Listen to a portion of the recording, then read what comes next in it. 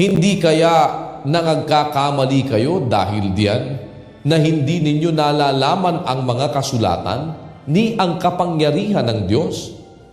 Sapagkat sa pagbabangon nilang muli sa mga patay, ay hindi na mag-aasawa, ni papag-aasawahin pa, kundi gaya ng mga anghel sa langit.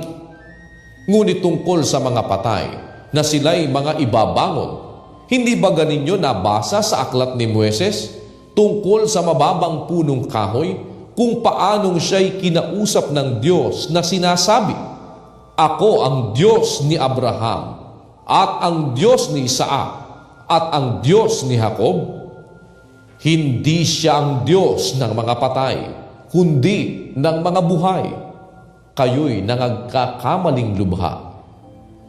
At lumapit ang isa sa mga eskriba at nakarinig ng kanilang pagtatalo. At palibhasa'y nalalamang mabuti ang pagkasagot niya sa kanila, ay tinanong siya, "Ano baga ang pangulong utos sa lahat?"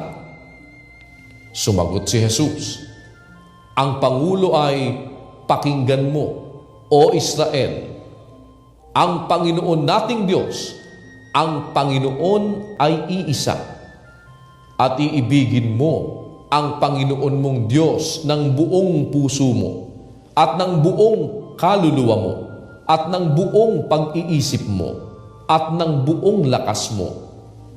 Ang pangalawa ay ito, iibigin mo ang iyong kapwa na gaya ng iyong sarili. Walang ibang utos na hihigit sa mga ito." At sinabi sa kanya ng eskriba, "Sa katotohanan, Guro, ay mabuti ang pagkasabi mo na siya'y iisa at wala ng iba liban sa kanya. At ang siya'y ibigin ng buong puso at ng buong pagkaunawa at ng buong lakas at ibigin ang kapwa niya na gaya ng sa kanyang sarili ay higit pa kaysa lahat ng mga handog na susunugin at mga hain." At nang makita ni Jesus na siya'y sumagot na may katalinuhan, ay sinabi niya sa kanya, "Hindi ka malayo sa kaharian ng Diyos, at walang tao pagkatapos noon na nangahas na tumanong pa sa kanya ng anumang tanong." At sumagot si Jesus at nagsabi nang siya'y nagtuturo sa templo, "Paanong masasabi ng mga eskriba na ang Kristo ay anak ni David? Si David din ang nagsabi sa pamamagitan ng Espiritu Santo, sinabi ng Panginoon sa aking Panginoon, 'Maupo ka sa aking kanan hanggang sa gawin ko ang iyong mga kaaway na tuntungan ng iyong mga paa.' Si David din ang tumatawag na Panginoon sa kanya. At paano ngang siya'y kanyang anak? At ang mga karaniwang tao ay nangakikinig sa kanyang may galang." At sinabi niya sa kanyang pagtuturo, "Mag-ingat kayo sa mga eskriba na ibig magsilakad na may mahahabang damit at pagpugayan sa mga pamilihan.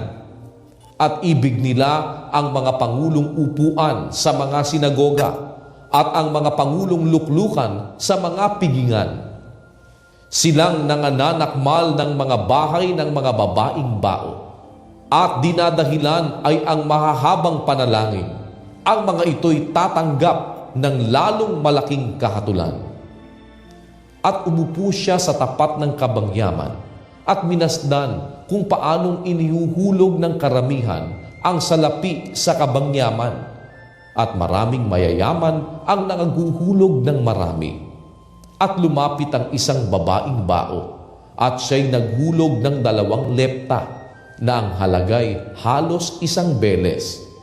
At pinalapit niya sa kanya ang kanyang mga alagad, at sinabi sa kanila, "Katotohanang sinasabi ko sa inyo, ang dukhang baong babaeng ito ay naghulog ng higit kaysa lahat ng nangaghuhulog sa kabangyaman, sapagkat silang lahat ay nagsipaghulog ng sa kanila'y labis, datapwat siya sa kanyang kasalatan ay inihulog ang buong nasa kanya, sa makatwid bagay ang buong kanyang ikabubuhay."